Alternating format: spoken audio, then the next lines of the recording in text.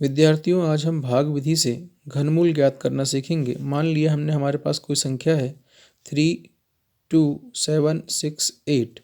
यहाँ पर आप देखिए, जब हम इसके जोड़े बनाएंगे तो ये 3 अंक के जोड़े बन गए और यहाँ पर 2 ही अंक थे, इसलिए हमने यहाँ पर शून्य रख लिया।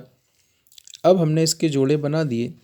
अब ये जो पहला जोड़ा है यहाँ पर लिखा हुआ है 32। अब हम ऐसी संख्या लेंगे जिसका घन यहाँ पर लिखने पर ये 32 से ज़्यादा ना हो, तो हमने यहाँ पर लिखा 3 का वर्ग और एक 3 हमने यहाँ ऊपर लिख दिया। इसके वर्ग में गुणा करने पर या फिर इस 3 का घन यहाँ लिखने पर हमें 27 मिला। इसे इस 32 में से घटा दिया हमने यहाँ पर, तो बचा 5। अब ये जो बची हुई संख्या थी हमारे पास 768, इसको हमने यहाँ पर उतार लिए।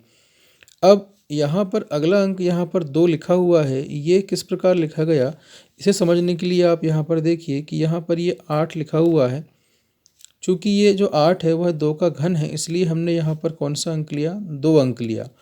अब यहाँ पर जो संख्या आनी है वो कैसे आनी है, उसे निकालने के लिए हम सबसे पहले तो इस 2 का जो वर्ग है उसे हम यहाँ पर लिखेंगे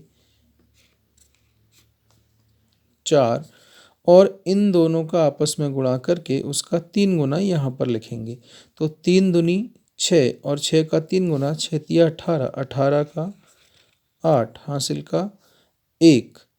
इस 1 को इस 3 का जो घन है उसमें हम जोड़ देंगे। तो 3 का जो घन है 3 तिया 9, 9 तिया 27 और उसमें ये 1 हासिल का जोड़ दिया हमने, तो वो हो गया 28।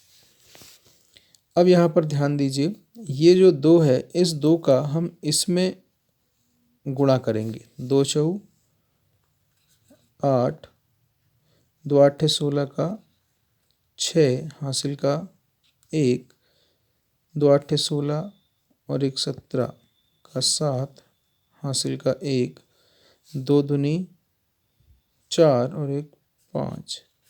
अब हम इसे घटा देंगे।